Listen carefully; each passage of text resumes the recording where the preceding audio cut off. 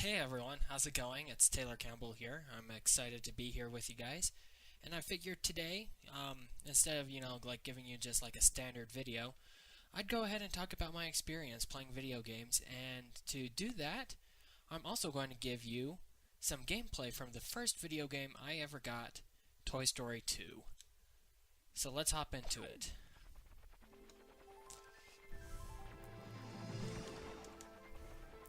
So, a little bit of background. I got this for Christmas one year. I think it was the Christmas right before Toy Story 2 came out in theaters. So, what would that be? 2000? Maybe 99? Yeah. I was living in Spanish Fork, and from what I understand, I'm the oldest, so that meant my family was maybe struggling a little bit financially. And one day, right before Christmas, my dad said, hey, we're going to set out the TV, and then Santa can go ahead and take the TV to a family who needs it a little bit more.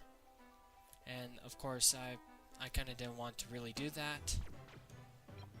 Kind of liked the TV, but it seemed like the good guy thing to do, so I gave it up.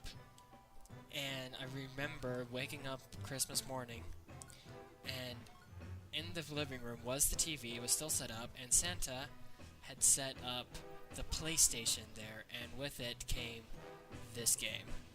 So it was the first video game I ever really sat down and played.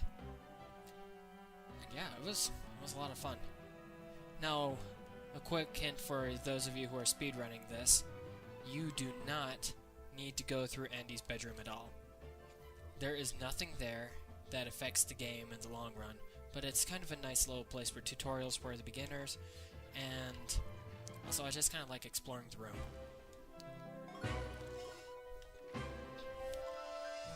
I learned after a hard experience how to get this part done. This was it was so hard staying on these boards to begin with. Now, look at that, I can just jump all over the place.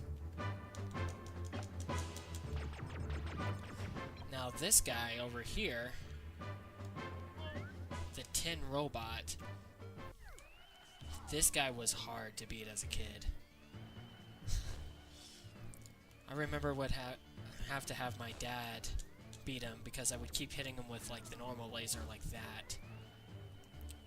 That, and he kept knocking me off the boxes, which was so frustrating.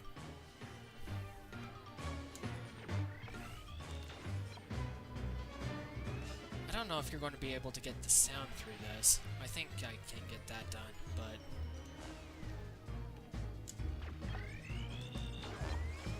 the soundtrack to this game is awesome. No licensed game has any right having a soundtrack this good.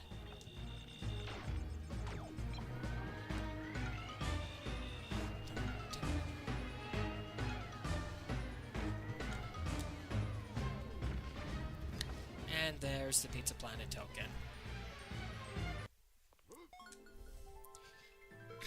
Now I understand this whole thing where I understand that you need to get Pizza Planet tokens and stuff, and I can understand the robot who's trying to kill me keeping a Pizza Planet token and keeping me from saving my good pal Woody, but everyone else is also hiding Pizza Planet tokens and stopping me from saving Woody. And this includes all of Andy's toys, and that's frustrating. That's what is the purpose? Why are you making this more difficult? Do you not want Woody to be saved? Like this. RC. You would think RC would want Woody to be saved, right? But in order to get his Pizza Planet token, I have to race him around the car 3 times.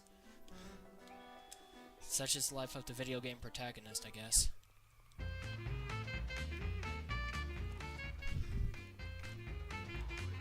Pro tip: you're not going to ever beat RC in a straight out run.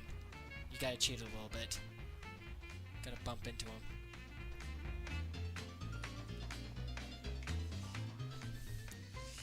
So YouTubers talk about this thing like the video gamer curse, which is the idea that you are really good at a game, but then once you start recording, you start making dumb mistakes. I think I'm experiencing that.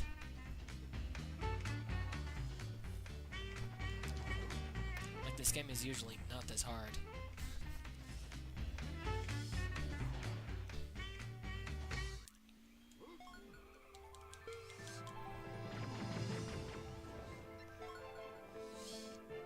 Coins. Well, I mean, just like, listen to this music here. I'm just exploring a suburban home. Or maybe it's the suburban. The second level kind of puts that into doubt. But I'm just exploring like a suburban home right now. And this music is awesome. Makes me feel like I'm on an adventure. Another pro tip, do not leave your power tools on when you're not at home. No time to lose.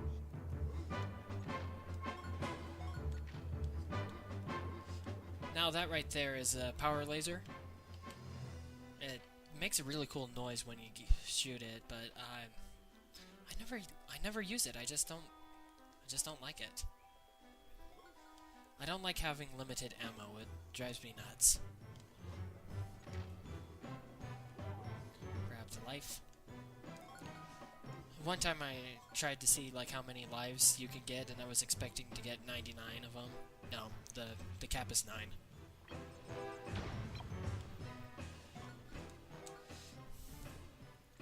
Oh man, I remember thinking that was so cool when I first like spun around the pole like that. It was awesome.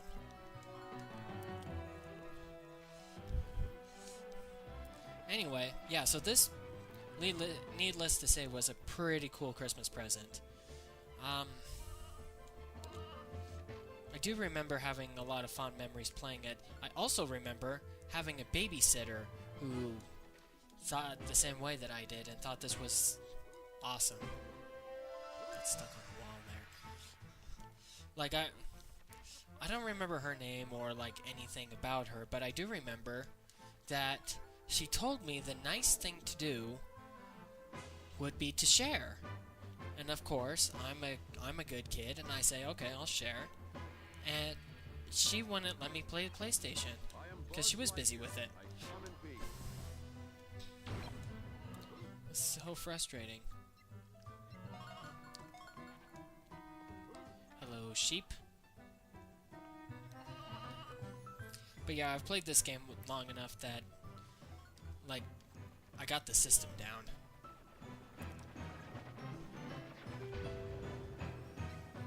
I know in what order to do things, and it's like...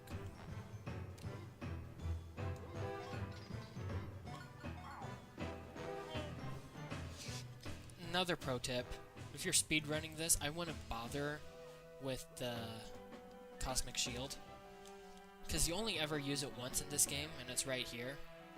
And you have enough invincibility frames that you're only going to get damaged maybe twice through this, if you know what you're doing. And you can't jump in it, so you're kind of stuck here. I've never tried speedrunning this, like, officially.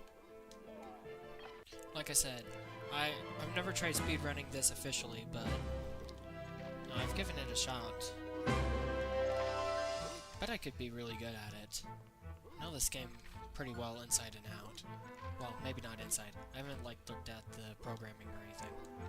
If I did, I would try to find a way to mod the Woody sprite and put him as the character in this game.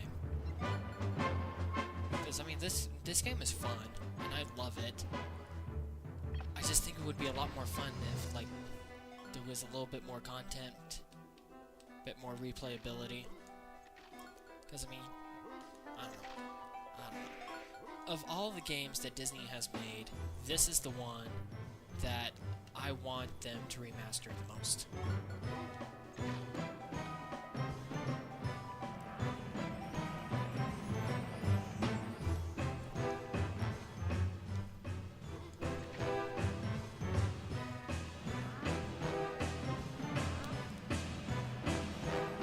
Now this and the coin grabbing one were the only two, like, Pizza Planet tokens I was able to get initially without my parents' help.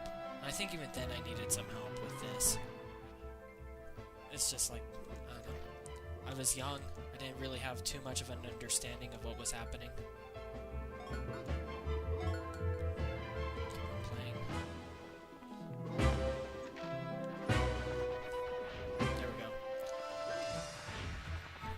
I guess that's another pro tip. On most falls, if you time out your double jump and your ground stomped at the right times, then you can get through it without having to waste all that time on those falling down, climbing back up frames. Because I know you speedrunners are all about frames. Bloop. Alright, one more room. Something really cool I noticed. When I got the Toy Story 3 video game, and they have that level that makes you go through Andy's house, the layout is exactly the same. It's like, I love that level of consistency. I mean, not only is this just like a licensed game, but it feels like the developers over at Traveler's Tales and Activision just wanted to make a good game, and so they did. And I am here. And I am currently playing it. And hopefully, all of this recording works, so I don't have to go back and, like, redo it.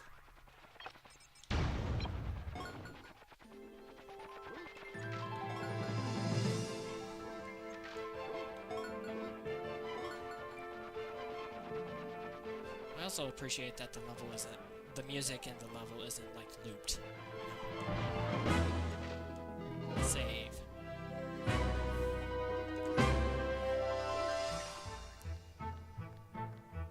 Hop over here. There's Bo Peep. You're welcome. Here's the Pizza Planet token. Why, thank you. I appreciate the Pizza Planet token. And I will now exit to infinity and beyond. And beyond! I love this carnival music they play here.